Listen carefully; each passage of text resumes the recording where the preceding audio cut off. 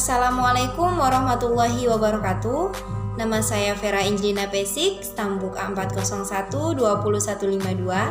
Saya mewakili kelompok 2 akan menjelaskan materi kami tentang lingkungan hidup dan pembangunan berkelanjutan. Perkenalkan, nama saya Chandra Nur Cahyani, Stambuk A40120-135. Yang pertama, kita masuk pada lingkungan hidup. Lingkungan hidup adalah kesatuan ruang dengan semua benda, yaitu makhluk hidup dan makhluk tak hidup yang saling mempengaruhi. Terdapat 3 unsur dalam lingkungan hidup, yaitu yang pertama, komponen abiotik. Komponen abiotik terdiri dari benda-benda mati seperti cahaya matahari, tanah, air, udara, iklim, dan lain sebagainya. Yang kedua adalah komponen biotik. Suatu makhluk yang menunjukkan ciri-ciri hidup, maka makhluk tersebut dikategorikan sebagai contoh dari komponen biotik. Contoh dari komponen biotik ini seperti hewan, manusia, tumbuhan, mikroorganisme, dan lain sebagainya.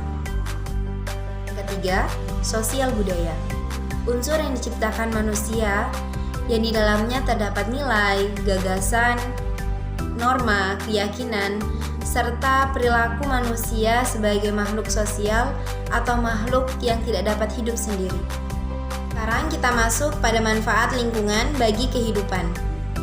Manusia hidup di permukaan bumi ini bersama-sama dengan komponen lingkungan lainnya, baik secara langsung maupun tidak langsung. Semua komponen atau unsur-unsur lingkungan tersebut memberikan manfaat, terutama bagi manusia. Manfaat tersebut antara lain, yang pertama, tanah. Tanah dapat dijadikan sebagai area lahan untuk kegiatan ekonomi. Yang kedua, komponen hewan dan tumbuhan yang merupakan sumber makanan bagi manusia. Yang ketiga, air.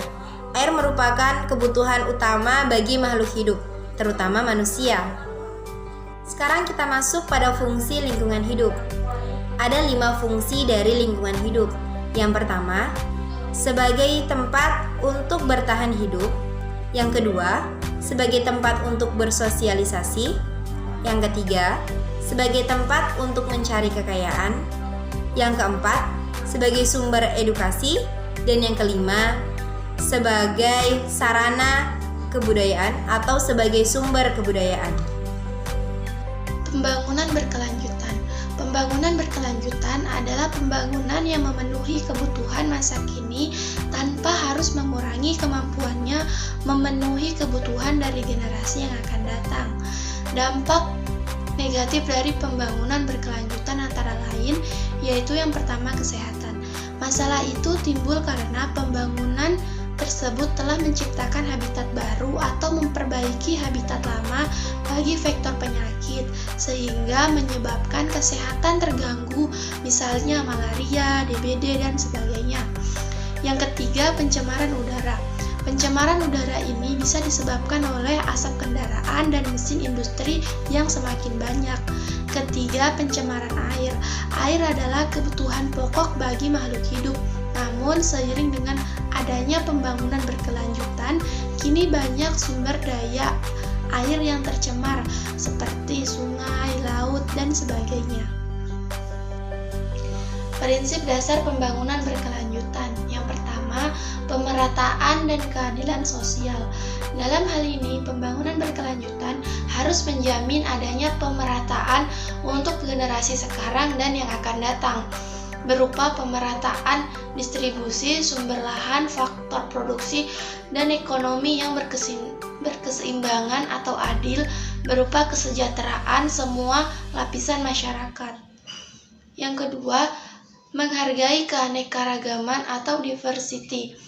Perlu dijaga berupa keanekaragaman hayati dan keanekaragaman budaya. Keanekaragaman hayati adalah prasyarat untuk memastikan bahwa sumber daya alam selalu tersedia secara berkelanjutan untuk masa kini dan yang akan datang. Pemeliharaan keanekaragaman budaya akan mendorong perlahan merata terhadap setiap orang dan membuat pengetahuan terhadap tradisi berbagai masyarakat dapat lebih dimengerti oleh masyarakat. Ketiga, menggunakan pendekatan integratif. Pembangunan berkelanjutan menggunakan keterkaitan antara manusia dengan alam. Manusia mempengaruhi alam dengan cara bermanfaat dan merusak. Karena itu, pemanfaatan harus didasarkan pada pemahaman akan kompleksnya keterkaitan antara sistem alam dan sistem sosial dengan cara-cara yang lebih integratif dalam pelaksanaan pembangunan. Keempat, perspektif jangka panjang. Dalam hal ini, pembangunan berkelanjutan seringkali diabaikan karena masyarakat cenderung menilai masa kini lebih utama dari masa yang akan datang. Karena itu, perspektif semacam itu perlu diubah.